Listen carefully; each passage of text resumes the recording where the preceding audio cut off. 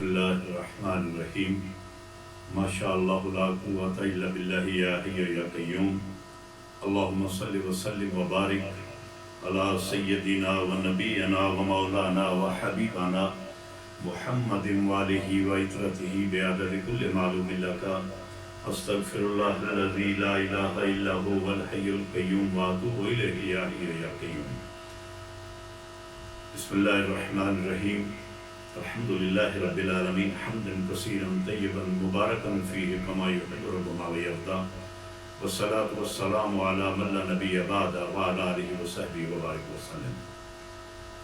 معزز سامعین و ناظرین، پہلے کلپ میں دربار عالیہ کیمپ دارالحسان آستانہ عالیہ حضرت سید ابو انیس محمد برکت الدیانوی قدس سرہ العزیز آپ کے متعلق میں نے کچھ گزارشات کی تھی۔ میرے آقا نعمت حضرت ابو انیس محمد برکت الدیانوی قدس سرہ العزیز آپ کا مقالہ کی حکمت میں مقالہ نمبر 2864 آپ فرماتے ہیں، ہر شے اپنے محور کے گرد گھوما کرتی ہے۔ دارالحسان کا محور عشق محمد مصطفیٰ صلی اللہ علیہ وآلہ وسلم اور اتحاد بین المسلمین ہے۔ اتحاد بین المسلمین کے متعلق اللہ تبارک و تعالی جل مجدہ الکریم کا قرآن کریم میں ارشاد ہے، وَاعْتَصِمُوا بِحَبْلِ اللَّهِ جَمِيعًا وَلَا تَفَرَّقُوا، اللہ کی رسی کو مضبوطی کے ساتھ پکڑیں اور فرقوں میں نہ بٹیں۔ یہ اتحاد بین المسلمین کا تصور یہ قرآن کریم کا پیش کردہ تصور ہے، اور جب بھی کوئی مشن، کسی مشن پہ کاربند کوئی شخصیت اتحاد بین المسلمین کی بات کرے گی تو اس کا صلح کلی ہونا انتہائی ضروری ہوگا۔ اگر ایک آدمی اپنے پاس آنے والے سائل کی یا دوست کی آتے ہی تذلیل شروع کر دے تو وہ کس طریقے سے اپنے معافی ضمیر کو اس پر واضح کر سکتا ہے؟ فقیر کی یہ شان ہے کہ فقیر صلح کلی ہوتا ہے۔ اب کسی کو صلح کلیت کے لفظ کے ساتھ ضد ہے یا چڑ ہے تو وہ اس کی خام خیالی ہے، اس کے مطلب کوئی بات کی ہی نہیں جا سکتی۔ رہا اس بات کا کہ صلح کلی ہے کیا؟ صلح کلیت میں سب سے بڑی بات جو ہے وہ اتحاد بین المسلمین، اس کے بعد صلح کلیت کی جو جان ہے وہ عشق مصطفیٰ صلی اللہ تعالی علیہ وآلہ وسلم ہے۔ اللہ کے ولی جس کو بھی اپنے قریب کرتے ہیں، سینے سے لگاتے ہیں، اپنی محفل میں آنا اس کی اجازت دیتے ہیں، ان کا مقصد یہ ہوتا ہے کہ یہ ہر طرف سے منہ موڑ کر سبز گنبد کے مکین کی طرف متوجہ ہو جائے اور حضور سرور کائنات صلی اللہ علیہ وآلہ وسلم کی مبارک سنتوں پر عمل کرنے والا بن جائے، حضور صلی اللہ علیہ وآلہ وسلم کو اسوہ حسنہ کو اپنا لے، حضور سرور کونین صلی اللہ علیہ وآلہ وسلم کی محبت میں اپنے آپ کو فنا کر دے۔ اور جب اس مشن کے تحت صلح کلیت کا پرچار کیا جاتا ہے تو پھر چشم فلک یہ دیکھتی ہے کہ انہی اللہ والوں کے آستانوں پہ جب کبھی سرکار کی محفل ہوتی ہے، حضور کے میلاد کی محفل ہوتی ہے، حسنین کریمین کی محفل ہوتی ہے، اللہ والوں کی محفل ہوتی ہے، تو وہ لوگ جو محفلوں میں بیٹھنا پسند نہیں کرتے وہ ہاتھ باندھ کر یا نبی سلام علیکہ، یا رسول سلام علیکہ، یا حبیب سلام علیکہ، صلوات اللہ علیکہ، اور مصطفیٰ جان رحمت پہ لاکھوں سلام جھوم جھوم کر پڑھتے ہیں، اور دیکھنے والا خوشی سے مسرور ہو جاتا ہے۔ یہ ہمارے وہی بھائی ہیں جو کل تک اس چیز کو پڑھنا تو دور کی بات ہے، محفلوں میں آنا پسند نہیں کرتے تھے۔ فقیر ہمیشہ پردہ پوش ہوتا ہے، فقیر آنے والے کے اندر کی کیفیت کو دیکھ کر اس کا اظہار نہیں کرتا، اصلاح کرنے کی کوشش کرتے ہیں۔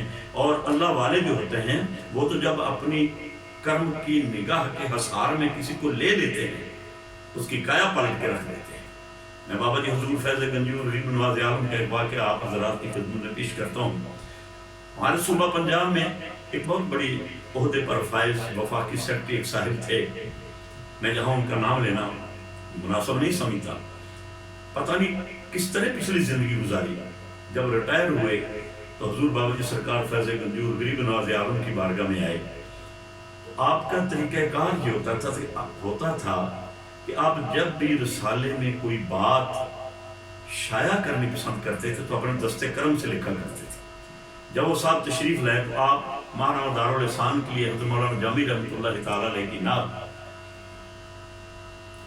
तनुम फरसूदा जा पारा से हिजरा या रसूल अल्लाह, ये नात लिख रहे थे और वो साहब मौसूफ बैठे देख रहे थे। तो बाबा जी हुजूर अलैहि रहमत का मामूल मुबारक ये था कि चंद मिनटों में कितनी भी बड़ी शख्सियत हो उसको दुआ खैर देकर फारग कर दिया करते थे। आप उनकी तरफ मुतवज्जे होकर कहते हैं दुआ खैर कर दी, अब जाएं। तो वो अर्ज करते कि हुजूर ये मैं ले लूं, तो सरकार फरमाते ले लो। अब वो जब दरबार पर अनवार से फारग होकर वापस जाते हैं, रास्ते में अल्लाह के वली की निगाह ने काम दिखाया और उनकी दुनिया बदल गई। अपना माजी देख कर रोते हुए घर पहुंचे और फैसला किया कि क्यों ना मैं उम्र कर और बारगाह सरवर आलम सल्लल्लाहु अलैहि वसल्लम पर हाजिरी के लिए हाजिर हो गए। चंद दिन के बाद या चंद हफ्तों के बाद अल्लाह ने उनको मौका फराहम किया तो वो उम्रा करने के बाद रहमत कौनैन सल्लल्लाहु तआला अलैहि वसल्लम आपके रोज़ा अक़दस पर हाजिर हो गए। मौज आलिया पे खड़े हैं, आंखों से अश्क जारी हैं। बाबा जी हुजूर फैज़ गंजूर आपका वो तहरीर करदा जो पेपर था वो उनके हाथ में था।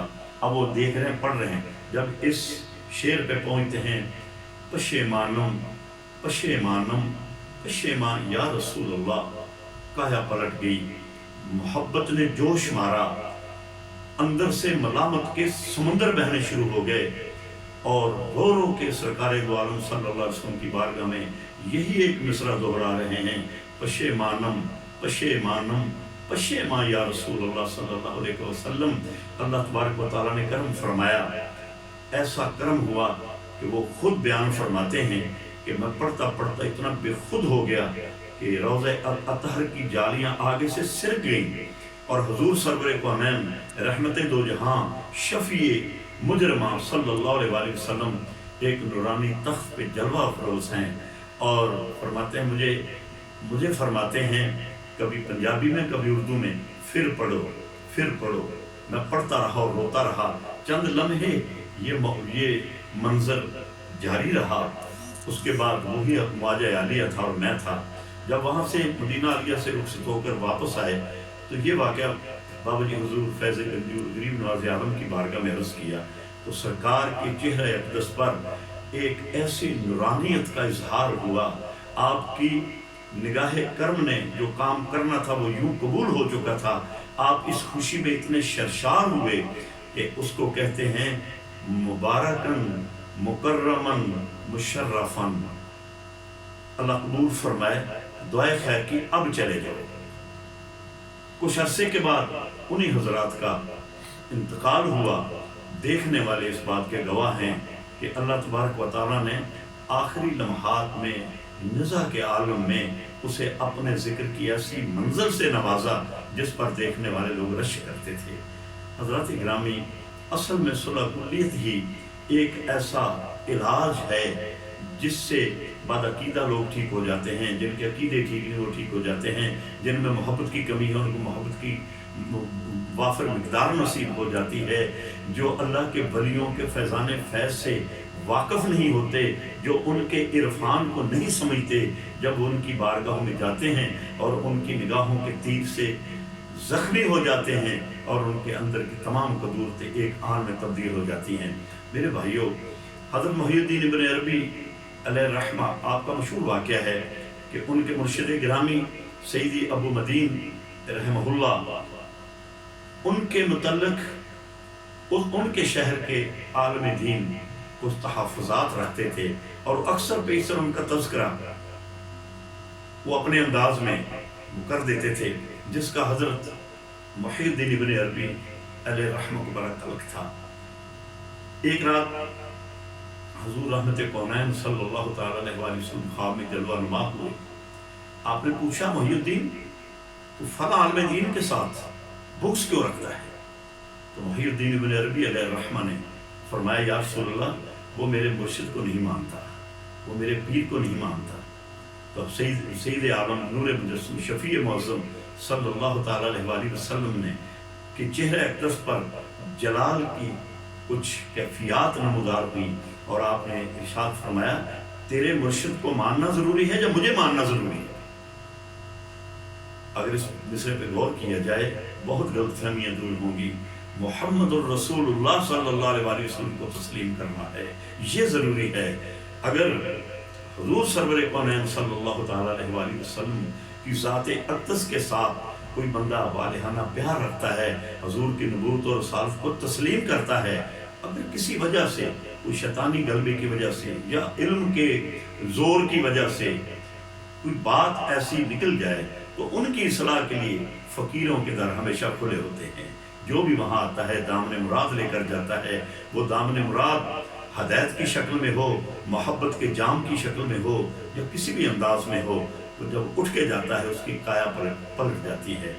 تو میرے بھائیوں بزرگوں اور دوستوں، دارالحسان کا یہ مشن کہ ہم اتحاد بین المسلمین کے داعی ہیں اور ہم صلح کلیت کے قائل ہیں، اس صلح کلیت میں جو عرفان پوشیدہ ہے اس کا خلاصہ خود ہی بیان فرماتے ہیں، کل عشق و محمد صلی اللہ علیہ وسلم مذہبی و حبہ ملتی و طاعتہ منزلی۔ جو کہ اس پہ عمل کرتا ہے اللہ تبارک و تعالی جل مجدہ الکریم اسے قبول فرما لیتے ہیں اور اس کے کایا پلٹ کے رکھ دیتے ہیں۔ اللہ تبارک و تعالی ہمیں اپنے محبوب کے کاملین غلاموں کی ادب و احترام کرنے کی توفیق عطا فرمائے اور ان کے عرفان کو سمجھنے کی توفیق عطا فرمائے۔ وآخر دعوانا الحمدللہ رب العالمین۔